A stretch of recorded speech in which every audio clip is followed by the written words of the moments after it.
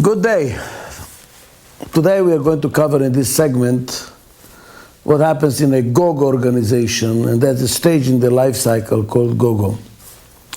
Before we start talking about the go-go and what's normal and abnormal and what could be pathological, dangerous to the survival of the company, let's discuss how we get to go-go. The first stage is called courtship. And in courtship, there is no organization yet. We are just thinking about starting organizations, starting a business. And there's a lot of excitement. And then when the organization takes risk, when the risk is born, the organization is born. And that's called the infant organization. Eventually, the infant organization transits into go-go. When does the infant organization transit into go-go? Well, in infancy, it's like a baby. It needs to be fed and changed and rocked all night long. It's crying. All its subsystems, you might call, are out of balance. And that's why in an infant organization, it's almost a nightmare. You are constantly worrying the suppliers and the inventory and the sales and the cash flow and the labor and the workers and the quality. It's management by crisis. It's firefighting all day long. Why? Because it's a new baby. It needs to be taken care of, and everything is a crisis in the short run. Eventually, the baby stabilizes. It starts sleeping all over the night, all night through. What happened? Finally, its subsystems stabilized. The trauma of birth is over. It sleeps all night long. It eats regularly. Eventually, what happens to that baby? Now that it's stabilized, it starts opening its eyes. Everything looks interesting. It looks at the mobile. Then it turns around. Then it starts crawling. And when they start crawling all over the house, what do you need to do? You need to you have to baby-proof the house, because they open all the drawers. Everything looks interesting. Anything they can put in their mouth, they put in their mouth. They don't even realize that jumping from the sofa heads first to the floor is dangerous. They even might jump from this window for the third floor. What's going on here? Same thing with an organization in go-go. Once the suppliers stabilize and the customers are repetitive, and the cash flow becomes positive, it is as if the infancy is stabilized. Now the organization opens its eyes. Everything looks interesting. By the way, we are not talking about children. We're not talking about only organizations. It's true with kittens or little dogs or even young fish. All young systems behave the same way. They are all over the place. Everything looks interesting. They're exploring, they're testing, they're extremely flexible. So what's happening in a go-go company? What are the characteristics of a go-go company? What's normal, what's abnormal, and what's pathological? Let me explain the difference. Normal is what psychologists call age appropriate. It's appropriate at that stage of the life cycle to have these problems. A startup company, for instance, it's normal to be cash short. Why? Because it's growing faster than they can obtain the cash from internal resources, from revenue, in order to finance their growth. A go-go company has also normal problems of a go-go. And why this happens, you can find in my books. And then what's abnormal is problems it should not have. They are not age-appropriate, quote-unquote. And pathological are problems that are going to destroy the company. And you should be able to distinguish between the three. Let's talk about what are the normal problems of a go-go.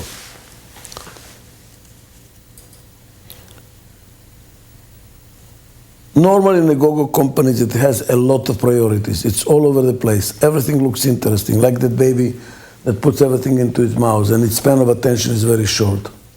Go-go companies, if you ask them, would you please write down your priorities?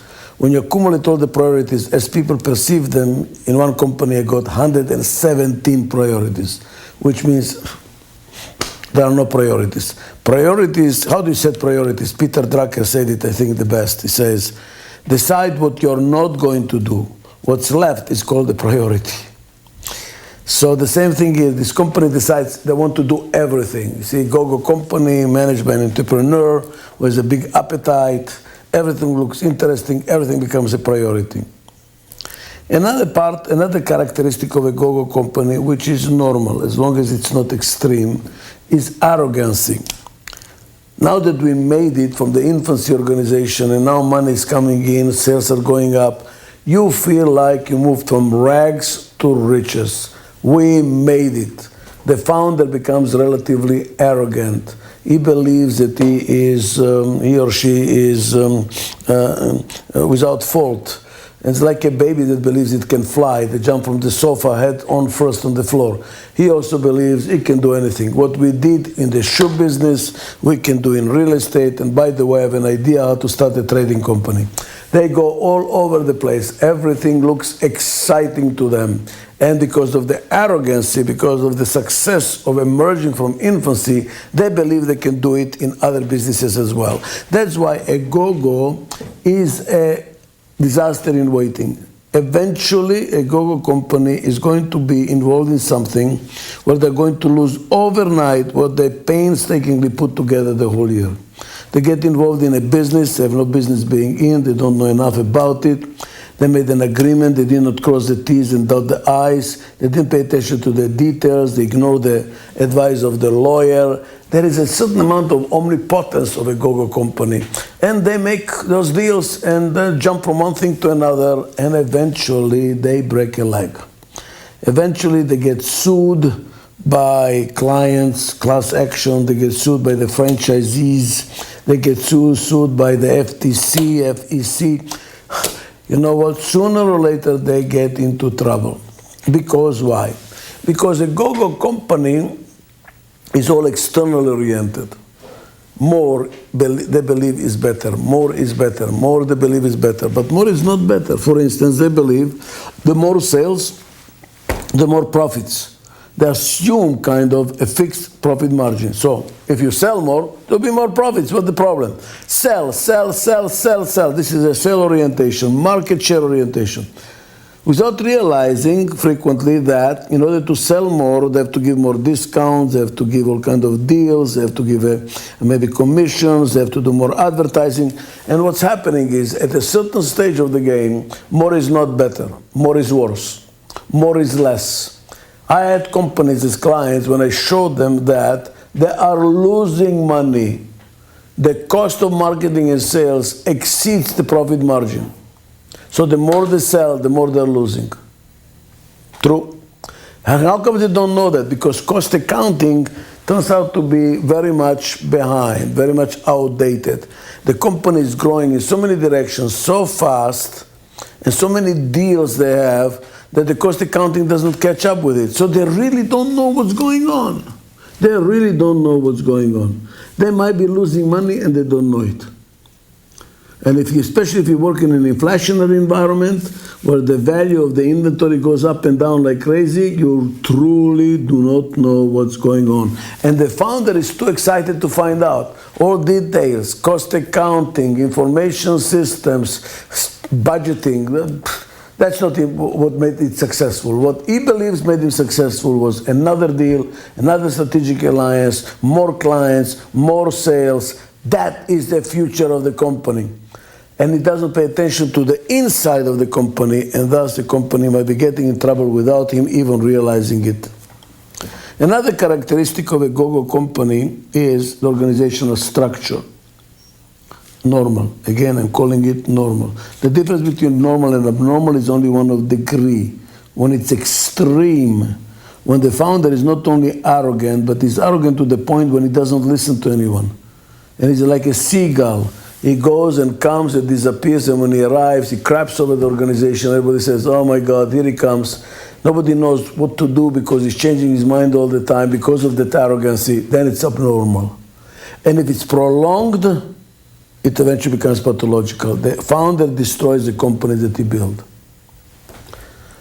How about the structure? I already said that in the infancy, it's normal to have an autocratic leader, and everything is centralized. If you want to know what to do, ask the one and only. Period. Thank you very much. That's it. That's normal. When that kind of a style continues into go-go, it becomes abnormal. And if it continues into the next stage, it becomes pathological. And the organizational structure is the same thing here. In an infancy, there is no organizational structure. The job description is usually everything. Whatever needs to be done, go do it. We are all a team. We work. We support each other. Maximum flexibility, period. By the time the company is a go-go, they have an organization chart, but it's changing all the time. When you ask the CEO of a go-go company, can I see organization chart? Very frequently I get them with a smile on their face. They say, which one would you like, last night or this morning? Why? Because last night, maybe in their sleep or over dinner on a napkin, they restructure the company. They're constantly changing the structure, if they have one. And if you ask them to draw the organization chart, it looks like a piece of paper a chicken has walked all over it. Dotted lines, solid lines. You ask people, whom do you report to? He says, mostly to him. But however, when it does, maybe to him. And when that happens, also to him. It's all over the place. How do things get assigned? Whoever is available at that moment. I had some extreme cases when you ask a person, how did you get this assignment? And he says, I don't know, he caught me in the corridor. I just happened to be there and needed to be done, he just gave it to me. So a go-go company, look at my hands, it is structured around people.